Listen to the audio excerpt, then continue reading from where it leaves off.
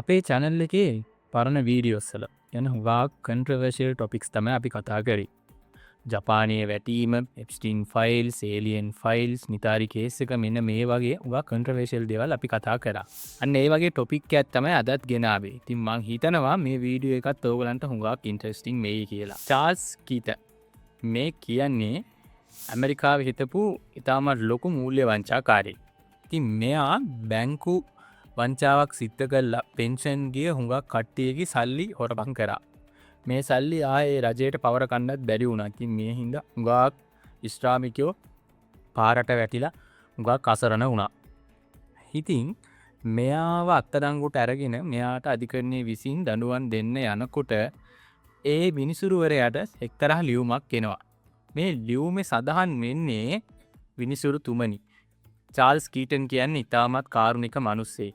මෙයා අපිට හුඟක් මූල්‍ය මුදව් කරලා තියෙනවා. ඉතින් මෙයාගේ දඬුවම පොඩ්ඩක් ලිහිල් කරන්න කියලා. මෙන්න මේ ලියුම ඒ විනිසුරුවරයාට එවලා තියෙන්නේ අපි කවුරුත් අඳුරන මදර් තෙරේසා. ඉතින් මේ ලියුමට රිප්ලයි එකක් විදිහට ඒ විනිසුරුවරයාත් මදර් තෙරේසා තුමියට ලියුමක් යවනවා. එයා කියනවා තෙරේසා මව්තුමියනි ඔයාට ඔය මේ සල්ලි මෙයා ඩොනේට් කරලා තියෙන්නේ තව අහිංසක මිනිස්සුන්ගේ මෙයා හොරා කාපු සල්ලි. ඉතින් ඔය සල්ලි ටික ඔයාට පුළුවන් නම් ආයේ මිනිස්සුන්ටම බෙදලා දෙන්න. එතකොට දෙවියොත් ඔයාව ආදරෙන් පිළිගනී කියලා. හැබැයි කවදාවත් මෙන්න මේ ලියුමට මදර් තෙරේසාගෙන් රිප්ලයි එකක් ආවේ නැහැ. ඒ වගේම ඒ සල්ලි කවදාවත් එයා රිටර්න් කරෙත් නැහැ. කරුණාවේ ප්‍රතිමූර්තිය විදිහට නොබෙල් ත්‍යාගයකුත් දිනාගත්ත මේ මදර් තෙරේසා කියන්නේ ඇත්තටම කරුණාවේ ප්‍රතිමූර්තියද? එයා ඇයි මේ වගේ හොරෙක්ව බේරගන්න පෙළඹුණේ? මේ වගේ තව හුඟක් දේවල් එයාගේ තිරේ පිටුපස ජීවිතය ගැන හුඟක් දේවල් අපි රිසර්ච් එකකින් හොයාගෙන තියෙනවා. ඉතින් මේ වීඩියෝ එකකින් අපි බලන්න යන්නේ මේවා ඇත්තටම මෙයා මොනවද කරලා තියෙන්නේ කියලා. ඉතින් වීඩියෝ එක ස්කිප් කරන්න නැතුව ඉවර වෙනකම්ම බලන්න. ඕගොල්ලන්ට හුඟක් තොරතුරු දැනගන්න හම්බ වෙයි.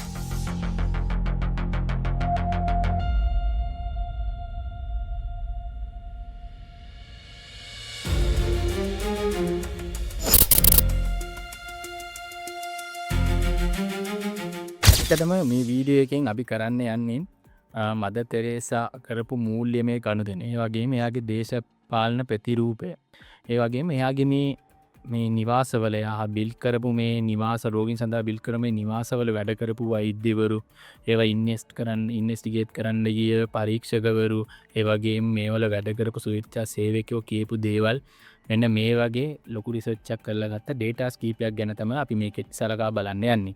මේක එයාගේ ප්‍රතිරූපයට නිගා කිරීමක්වත් නැත්නම් මොකක් හරි ආගමකට අගෞරවය කිරීමක්වත් ඒ වගේ කිසිම වීඩියෝ එකක් නෙමෙයි. මේක just ඇනලයිස් එකක් එක්ස්ප්ලේන් කරන වීඩියෝ එකක්. ඉතින් මදර් තෙරේසා ගැන කතා කරනකොට මෙයා ඉපදුනේ 1910 ස්කෝප්පේ කියන යුරෝපයේ තියෙන නගරයක. දැන් නම් ඒක කියන්නේ උතුරු මැසිඩෝනියාව කියලා. ඉතින් මෙයාගේ පවුල ගැන ගත්තොත් ඒක කතෝලික පවුලක්. ඉතාමත් දේව භක්තියෙන් යුතුව කටයුතු කරපු පවුලක තමයි මෙයා ඉපදෙන්නේ. මෙයා පොඩි කාලේ ඉඳන් හැදුණු වැඩුණු පරිසරය, ඒ වගේම මෙයාට අහන්න ලැබුණු කතා, මේ හැමදේම මිෂනරි සේවයේ පිළිබඳ කතා තමයි මෙයා ඇහුවේ. ඉතින් මේ ගැන මෙයාගේ යටිහිතේ හුඟක් ලොකුවට සටහන් වෙනවා. කවදා හරි මාත් මිෂනරි සේවයේ දෙන්න ඕනි කියලා. ඉතින් අවුරුදු 18ක් වෙනකොට මෙයාත් සිස්ටර් කෙනෙක් බවට පරිවර්තනය වෙලා මෙයාත් මිෂනරි සේවයට බැඳෙනවා. ඊට පස්සේ මෙයා අයර්ලන්තයේ ලොරේටෝ සිස්ටර් කියන මේ කතෝලික සංවිධානයට එකතු වෙලා ඒගොල්ලන්ගේ කතෝලික අධ්‍යාපනය ලබාගෙන මෙයා රාජකාරිවල යෙදෙන්න ගන්නවා. අන්න ওই කාලේ ඉන්දියාව තියෙන්නේ බ්‍රිතාන්‍ය අධිරාජ්‍යයේ යටතේ. ඒ කාලේ ඉතින් මේගොල්ලන්ට දැනගන්න හම්බෙන ඉන්දියාව කියන්නේ තාමත් දුප්පත්, ඒ වගේම දුප්පත් මිනිස්සුන්ගෙන් පුරුණ රටක්. අන්න එහෙට මිෂනරි සේවය ඉතාමත් වැදගත්. මේ කාලේ වෙනකොට ඒගොල්ලෝ එහෙ ගිහින් උදව් කරන්න ඕනි කියලා. ඉතින් ලොරේටෝ සිස්ටර් මෙයාව ඉන්දියාවට යවනවා. මෙයා යවන්නේ 1920 දී. ඉතින් මෙයා මුලදිම ආපු ගම මෙයා කරන්නේ පාසලක ගුරුවරියක් විදියට සේවය කරන එක. කාලයක් මෙයා මේ විදියට වැඩ කරනකොට මෙයාට තේරෙනවා මෙයාගේ සේවය අවශ්‍ය වෙන්නේ මෙතනට නෙමෙයි දුප්පත් නැතිබැරි රෝගී පුද්ගලයන්ට කියලා. ඉතින් මෙයා තීරණය කරනවා මෙයා දුප්පත් නැති බැරි මිනිස්සුන්ට උදව් කරන්න මේ රාජකාරී අතහැරිය යුතුයි. ඒ කියන්නේ ගුරු සේවයෙන් ඉවත් විය යුතුයි කියලා. මේ විදිහට ගිහින් 1948 වෙනකොට මෙයා ලොරේටෝ නියමයෙන් ඉවත් වෙන්න අවසර ගන්නවා. ඊට පස්සේ මෙයාගේ යුනිෆෝම් එක මාරු කරලා සුදු පාට සාරිය නිල් පාට දාලා තියෙන සාරියක් චූස් කරගන්නවා. ඉතින් මේක තමයි මෙයාගේ ඔෆිෂියල් නිලැඳුම විදිහට පාවිච්චි කරන්නේ. මෙයා මේත් එක්කම දුප්පතුන්ට සේවය කරන්න පටන් ගන්නවා. මෙයා දුප්පතුන් වෙනුවෙන් හදනවා නිවාස.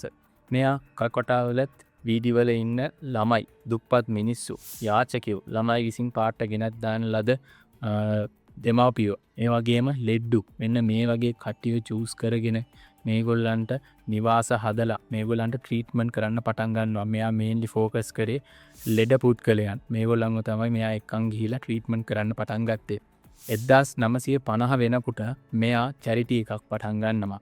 Missionary of charity. මේක තමයි මෙයාගේ සංවිධානය. ඉතින් මේකේ ටාගට් එක නම් ඉතාමත් සරල දෙයක්. ඒ තමයි අතිදුප්පතුන් විසින් අතිදුප්පතුන්ට සේවය කිරීම කියන මිෂන් එක. මෙන්න මේ විදිහට මෙයා පොඩ්ඩ මෙයාගේ සර්විස් එක ෆේමස් වෙන්න ගන්නවා. ඊට පස්සේ යුරෝපේන් සහ වටේ රටවල් වලින් ධනපතියන් මේ කට්ටියකින් මෙයාට පරිත්‍යාගය ඉන්න ගන්නවා. මේ විදිහට තමයි යුරෝපයේ තරුණියක් ඉන්දියාවට ඇවිල්ලා එහෙ ඉතාමත් ප්‍රසිද්ධ ආගමික නායකයෙක් බවට පත්වෙන්න පටන් ගන්නේ. මම ඔය දැන් කියමු විස්තර ටික. මෙන්න මේ ටික තමයි හැමෝම මදර් තෙරේසා ගැන දන්න පොදු විස්තර ටික. හැබැයි අපි කිව්වනේ මේක සාකච්ඡා කරන්න යන්නේ අන්න ওই දේවල් ගැන නෙමෙයි කියලා. මේක අපි සාකච්ඡා කරන්න යන්නේ මෙයා මේ මිනිස්සු වෙනුවෙන් හදපු මේ නිවාස ඇතුලේ සිද්ධ වෙච්ච දේවල්. ඒ වගේම මෙයාගේ දේශපාලනික බෑග්ග්‍රවුන්ඩ් එක සහ මෙයාට මුදල් හම්බෙච්ච දේවල්ට මොකද්ද උනේ කියන දේවල් පිළිබඳව. ඉතින් මේක මම ඉදිරිපත් කරන්න යනවා. කොහොම දේවල් මීට කලින් මෙහෙ වැඩ කරපු වෛද්‍යවරු ඒ වගේ මේක චෙක් කරන්න ගිය කට්ටිය එහෙ වැඩ කරපු සුවේච්ඡා සේවකයෝ විසින් එක එක මාධ්‍ය ආයතන වලට ඒ කාලේදී මේ ඉදිරිපත් කරපු ඩේටාස්. ඉතින් මේගොල්ලෝ කියන විදිහට මේ තැන්වල පූර්ණ කාලීන වෛද්‍යවරු ඉඳලා නැහැ. ඒ වගේම නිසි හෙදියන් ඉඳලත් නැහැ. මේ තැන්වල ඉඳලා තියෙන්නේ සුවේච්ඡාවෙන් වැඩ කරන්න ආපු කට්ටියයි සිස්ටර්ස්ලයි විතරයි. මේගොල්ලෝ තමයි මෙන්න මේ ලෙඩ්ඩුන්ව බලාගෙන තියෙන්නේ. මෙහි ලෙඩ්ඩු වෙන් කළා තියෙන්නේ ලෙඩ තියෙන පිළිවෙලට හැටියට නෙමෙයි. මේ වෙන් කළා තියෙන්නේ ගෑනු කට්ටිය, පිරිමි කට්ටිය. ඒ වගේම එක කාමරයකට ගෑනු කාන්තා රෝගීන් 52යි, පුරුෂ රෝගීන් 52යි. මෙන්න මේ විදිහට තමයි වෙන් කළා මේගොල්ලෝ මේන්ටේන් කරගෙන ගිහින් තියෙන්නේ. ඉතින් මේ කාමර ඇතුලේ එක එක ලෙඩ තියෙන ලෙඩ්ඩු තමයි ඉඳලා තියෙන්නේ. දැන් උදාහරණයක් විදිහට ගන්න. එක ලෙඩෙක් ඉන්නවා යාට මැලේරියා හැදිලා. තව ලෙඩෙක් ඉන්නවා යාට HIV හැදිලා. තව ලෙඩෙක් ඉන්නවා යා පිළිකා රෝගී. මෙන්න මේ විදිහට නොයෙකුත් ලෙඩ තියෙන ලෙඩ්ඩු තමයි මේ ළඟ ඇඳවල් වල ඉඳලා තියෙන්නේ. ඉතින් දැන් ඕගොල්ලන්ට තේරෙන්න ඇති මේ රෝහල් එම නැත්තම් මේ දුප්පතුන්ගේ නිවාස මේවවල ඇතුලේ තත්ත්වය කොහොම තියෙන්න ඇත්ද කියලා. එයා උදව් කරා තමයි. ඒ වුණාට නිසි විදියට උදව් කළා නැහැ. ඒ කියන්නේ අදාළ ලෙඩ්ඩු වෙන් කරලා බෝ වෙන රෝගීන් වෙනමයි බෝ නොවන රෝගීන් වෙනමයි මේ විදියට වෙන් කළා මෙයා ට්‍රීට් කළා නැහැ. කොම් පොදු විදියට තමයි මෙයා ට්‍රීට්මන්ට්ස් කළා තියෙන්නේ. මේ දේ මේ හොස්පිටල් චෙක් කරන්න වෛද්‍ය කණ්ඩායම් කිහිපයක් UN එකකින් එවලා තියෙනවා. ඉතින් එහෙදී එක වෛද්‍යවරයෙක් පෞසුබ දෙයක් තියෙනවා. ඒක ඇහුවොත් ඕගොල්ලෝ ඉතාමත් කම්පණයටපත් වෙයි. මොකද එයා කියලා තියෙනවා මෙහි මේගොල්ලෝ මිය යයි කියලා මේගොල්ලෝ තියාගෙන ඉන්න සමහර ලෙඩ්ඩු නිසි වෛද්‍ය ප්‍රතිකාර කරා නම් සතියක් දෙකක් එහෙම නැත්නම් දින කිහිපයක් ඇතුළත ජීවත් කරවන්න තිබ්බා. ඒ වුණාට ඔවුන්ට නිසි ප්‍රතිකාර නැතිකම නිසා ඔවුන් මිය යාමට ඉඩ හැලා මෙවුන් බලාගෙන හිටියා කියලා තමයි එයා මීඩියා වලට එයා ඉන්ෆෝම් කරලා තිබ්බේ. දැන් ඔකට උදාහරණයක් විදිහට කිව්වොත් මැලේරියාව හැදිලා ඉඳපු පේෂන්ට්ලට මේගොල්ලෝ ට්‍රීට්මන්ට් කරලා තිබ්බේ පැනඩෝල් විතරක් දීලා. ඒ කියන්නේ පැරසිටමෝල් විතරක් දීලා. උගාක් දරුණු රෝගී ඉතාමත් යප්තන කියන්නේ පැතිර යන රෝගී තත්ත්ව තියෙන රෝගීන් බෝ වෙන රෝගීන්ව අර ලෙඩ්ඩු 50ක් 60ක් ඉන්න කාමර මැද තියලා තිබ්බා. ඒගොල්ලන්ගෙන් අනිත් කට්ටියටත් රෝග බෝ වෙලා තිබ්බා. පොඩි රෝග නිසා ඇඩ්මිට් වෙච්ච කට්ටියව ඒගොල්ලන් රෝගේ උත්සන්න වෙනකම් ඒගොල්ලන්ට නිසි බෙහෙත් නොදී ඒගොල්ලන් රෝගී උත්සන්න වුණාට පස්සේ ඒ උන්න මිය යන්න ඉඩ හැරියා වගේ එන්න මේ වගේ කතාවක් තමයි එයාගේ රිපෝට් එක අනුව අපිට හොයාගන්න හම්බෙන්නේ. මෙන්න මේ දේම එතන වැඩ කරපු හුඟක් සුවේච්ඡා සේවකයොත් කන්ෆර්ම් කරලා තියෙනවා. ඉතින් ඕගොල්ලෝ අහයි මම ඉතින් උදව් කරානි බැරිම කට්ටිය තමයි බේරගෙන බැරිම කට්ටිය තමයි මිය ගියේ කියලා. මෙන්න මෙහෙම ප්‍රශ්නයක් තියෙනවා. මදර් තෙරේසාට ඩොනේෂන් එවලා තියෙන්නේ රුපියල් 1500 මේ වගේ පොඩි ගණන් නෙමෙයි. ඩොලර් මිලියන බිලියන ගණන් තමයි මෙයාට ඒ කාලේ ඩොනේෂන්ස් ඇවිල්ලා තියෙන්නේ.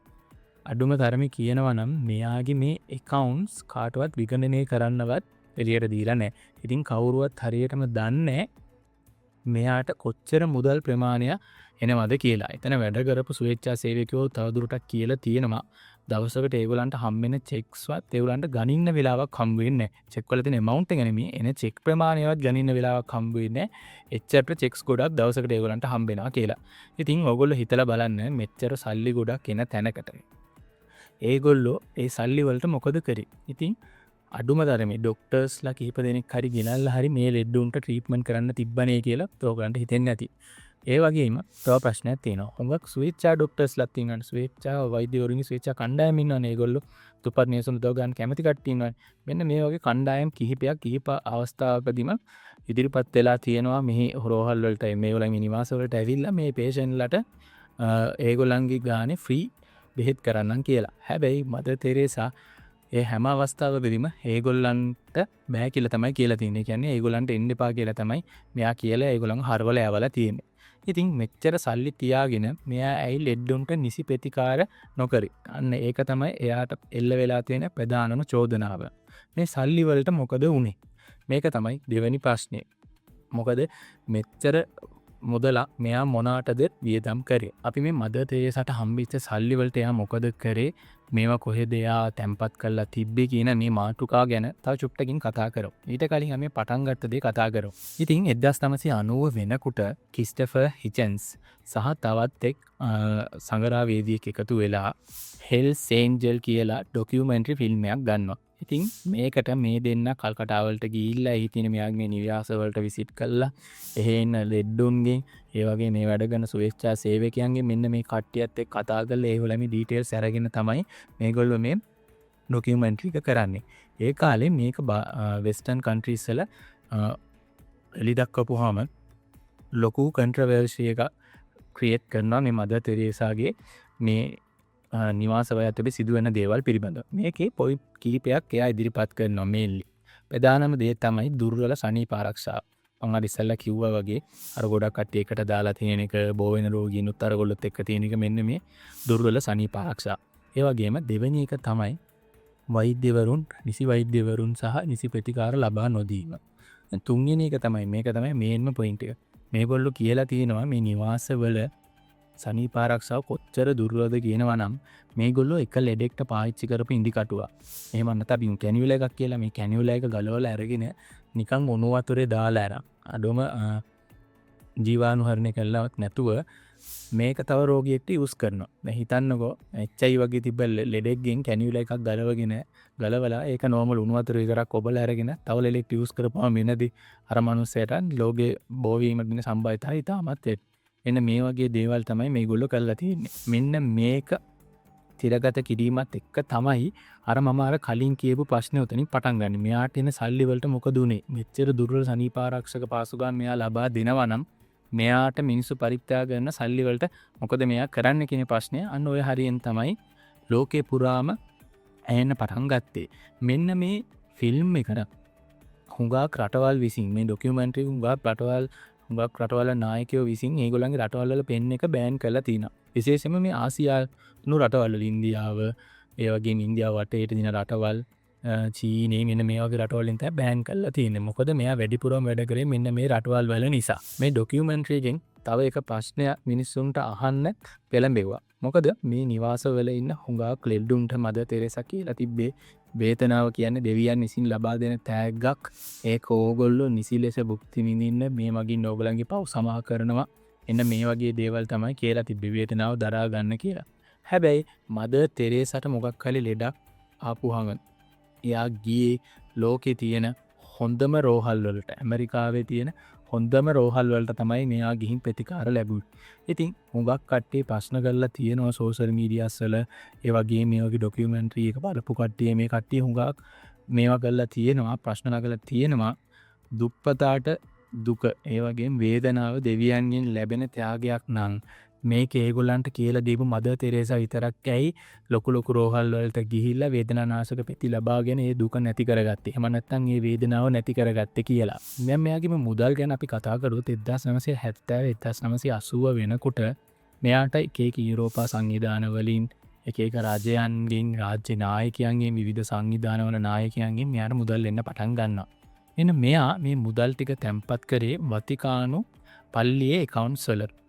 ඉතින් ඒවා ගැන කතා කරනකොට ඒ accounts පිළිබඳ කිසිම පැහැදිලි ડોකියුමන්ට් එකක් නැහැ. කියන්නේ පිටට දීලා නැහැ. ඒ වගේම ඒවා විගණනය කරනවද නැද්ද කියලා කවුරුවත් දන්නේ නැහැ. මේ මුදල් වලට මොකද වෙන්නේ? ඒගොල්ලෝ මොනවාටද ඊඩම් කරේ කියලා මේ වෙන එකක් කිසිම පැහැදිලි කිරීමක් නැහැ. ඒ කියන්නේ කාටවත් ඒක ට්‍රාන්ස්පරන්සි නැහැ. ඒක ඒගොල්ලෝ විතරයි දන්නේ මුදල් වලට මොකද වෙන්නේ කියලා. හැබැයි මේ රිසර්ච් එකත් දිගටම කරගෙන යනකොට අපිට හම් වෙනවා ඩේටාස් මේගොල්ලෝ වැඩ කිහිපයක් සඳහා තමයි මේ මුදල් යොදාගත්තේ කියලා. ඒකේ පළවෙනි වැඩේ තමයි ආගමික මෙහෙවර තවදුරටත් එක එක රටවල් වල තාම ප්‍රචලිත වෙලා නැති රටවල් වල ඒ දේ කරගෙන යාම. මේකට තමයි මේගොල්ලෝ මේන්ලි මේ මුදල් භාවිතා කරේ කියලා තමයි හුඟක් ඩේටාස් වල අනුව අපිට දැනගන්න තියෙන්නේ. ඒ කාලේ මදර් තෙරේසාට කවුරු සල්ලි දුන්නත් එයා සල්ලි පිළිගත්තා. අපරාධකාරයන්, දූෂිතයන්, දූෂිත දේශපාලඥයන්, දූෂිත සංවිධාන, ත්‍රස්තවාදීන් මේ වගේ හුඟක් කට්ටියකින් සල්ලි ආවා. මෙයා ඒ සල්ලි පිළිගත්තා. මෙයා ඒ සල්ලි පිළිගත්තා විතරක් නෙමෙයි. මෙයා ඒගොල්ලන්ගේ ප්‍රතිරූපය වෙනස් කරන්නත් උදව් කරා. ඒ කියන්නේ දැන් හිතන්නකො එක්තරා දූෂිත දේශපාලඥයෙක් මෙයාට සල්ලි දෙනවා. මෙයා ඊළඟට එයා සහභාගී වෙන මොකක් හරි පොදු ඉවෙන්ට් එකකදී නැත්නම් මේ දෙන්නම සහභාගී වෙන මොකක් හරි පොදු ඉවෙන්ට් එකකදී එයාට ප්‍රශංසා කරලා කතා කරලා එයා පිළිබඳ හොඳ කියලා මෙයාගේ ඒ පුද්ගලයාගේ තියෙන නරක නාමය අයින් කරලා මෙයාට හොඳ නමක් කරන් දෙනවා. මිනිස්සු ඉස්සරහා මෙයා හොඳ පුද්ගලයෙක්. ඒ වගේම මෙයාගේ සල්ලිත් හොඳ සල්ලි. මෙයා මේක උපයාගත්ත විදිහ මොකක් වුණත් මෙයා ඩොනේට් කරපින්න මේ සල්ලි හොඳ සල්ලි කියලා මෙයා මිනිස්සු ඉස්සරහා කතා කරලා අර පුද්ගලයාගේ ප්‍රතිරූපය එහෙන් පිටින්ම වෙනස් කරා. මෙන්න මේ වගේ එක්තරා සිදුවීමක් තමයි මේ වීඩියෝ එක මුලදී මම ඔයගලන්ට කිව්වේ. ඉතින් මේකට තව එක්තරා හොඳ උදාහරණයක් තමයි යූනියන් කාබයිඩ් කියන කම්පැනි. මෙන්න මේ කම්පැනියෙන් උගා මුදල් මදර් තෙරේසාගේ චැරිටි එකට ඩොනේට් කරලා තියෙනවා. ඉතින් ඕගොල්ලෝ අහලා තියෙනවද මන් දන්නේ නැහැ. මම ඉස්සරහට වීඩියෝ එකක් කරන්නම්. භූපාල් වායු ඛේද වාචකය කියලා ඉන්දියාවේ ලොකු ඉන්සිඩන්ට් එකක් වුණා. මෙන්න මේ ඛේද වාචකයට බලපාන්න ඕනි මේ යූනියන් කාබයිඩ් කියන කම්පැනි එකේ එක ගෑස් ස්ටේෂන් එක.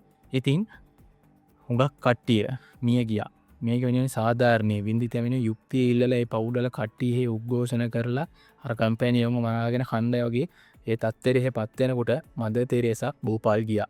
මෙයා ගිහින් එහෙදි මොකද්ද කිව්වේ? මෙයා කිව්වේ මං අර ඉස්සෙල්ලා කියපු දේ තමයි. දුක ආදරෙන් පිළිගන්න ඕන. ඒ වගේම සමාධිය මගින් සාමය ඉටු වෙනවා. ඉතින් අර කම්පැනිට සමාව දෙන්න. දුක් විඳීම් මගින් ඔයගලන්ගේ පව් සමාව වෙනවා. මෙන්න මේ වගේ කතාවක් කියලා මෙයා වින්දිතයන් වෙනුවෙන් එනි හිටින් නැතුව මෙයා අර කම්පැනිය එතනින් බේරලා නිදහස් කළා අරිනවා. දැන් ඕගොල්ලෝ අහයි මෙච්චර දෙයක් වෙලා තියෙනවනේ බා. මේ කාලේ මෙයා ගැන කවුරුවත් ඇහුවේ නැද්ද? මේ ගැන කවුරුවත් ඒ කාලේ කතා කරේ නැද්ද? දැන් උඟක් මාධ්‍ය වීඩියෝ හිටියා, ක්‍රිටික්ස්ලා හිටියා, රිවර්ස්ලා හිටියා. මේගොල්ලෝ ඒ ගැන කාලේ කතා කරේ නැති කියලා. ඒකට ප්‍රධාන හේතුව තමයි එයාගේ ඉමේජ් එක. එයාගේ පබ්ලික් ඉමේජ් එක. මොකද ඔයා හිතන්නකෝ ඔක්කොටම පිටින් පෙන්නලා තිබ්බේ මදර් තෙරේසා කියන්නේ දුප්පතුන්ට උදව් කරන, කන්න බොන්න නැති මිනිසුන්ට කෑම අරන් දෙන, මැරෙන්න වැටලා ඉන්න මිනිසුන්ට බෙහෙත් කරන ජීවමාන ශාන්තුවරියක් විදියට තමයි යාව පෙන්නේ. එහෙම එක්කෙනෙක් ඉන්නකොට ඔයා එයාට විරුද්ධව ගිහලා ප්‍රශ්නයක් නැගුවා. හුඟක් මිනිස්සු ඒවට මොකද්ද කියන්නේ? ඔයා හිතක් පපුවක් නැති මිනිස්සේ. මිනිස්සුන්ට උදව් කරනවට තියෙන කුහකකමකට. නැත්තම් මෙයා මේ කරන වැඩ කරා කප්පල් කරන තමයි කරන්නේ. එහෙම නැත්නම් ක්‍රිස්තියානි ආගමිකයා ඒ ආගමෙන් පරිගන්න නැතේ ඒ ආගමට විරෝධී පුද්ගලෙක් ඔයා. මෙන්න මේ විදිහට කියලා ඒ ප්‍රශ්න නගන කට්ටියව කොම් කරන්න පටන් ගත්තා සමාජයේ. ඉතින් ඒ හින්දා කවුරුවත් ප්‍රශ්න නගන්න නැතුව මේ දේවල් මේ විදිහටම දිගටම කෙරීගෙන යන්න ඉඩ හැරියා. මේ වීඩියෝ එකේ මම මුලදී කිව්ව දේ වන්ට නැවත කියන්න තියෙන්නේ. මේ වීඩියෝ එක මම කරේ කිසිම පුද්ගලයෙක්ගේ ප්‍රතිරූපයට හානි කරන්නවත් කිසිම ආගමකට ගරහන්නවත් ඒ වගේ කිසිම චේතනාවකින් නෙමෙයි. මේක මේ දවස්වල හුඟක් වෛරල් යන ටොපික් එකක්. මේ හින්දා මේ ගැන මාත් ඩේටාස් ටිකක් කලෙක්ට් කරලා තමයි ඕගලන්ට මේ වීඩියෝ එක කරේ. ඉතින් මේ ඩොකියුමන්ටරි හෙල්ස් ඒන්ජල්ස් කියන ඩොකියුමන්ටරි එක මට හම්බුනේ නම් පයිරසි විදියට තමයි මම ඩවුන්ලෝඩ් කරේ. ෂෙයාරබල් ලින්ක් එකක් තියෙනවා නම් මම ඕගලන්ට ෂෙයා කරන්න පළලා ඩිස්ක්‍රිප්ෂන් එකෙන් පින් කරලා තියන්න. ඕගොල්ලෝ පුළුවන් නම් බලන්න. එතකොට මම කියපු දේවල් ඇත්තද බොරුද කියලා ඕගොල්ලන්ටම දැනගන්න පුළුවන් වෙයි. මේ කතාවේ අපිට ඉගෙන ගන්න තියෙන එකම දේ තමයි අන්ධ විශ්වාසය, අන්ධ භක්තිය. මේ වගේ දෙයක් අපි එක පුද්ගලයෙක් වෙනුවෙන් පවත්වාගෙන ගියෝ ඒ පුද්ගලයා කරන කිසිම දෙයක් අපිට පේන්නේ නැතුව යනවා.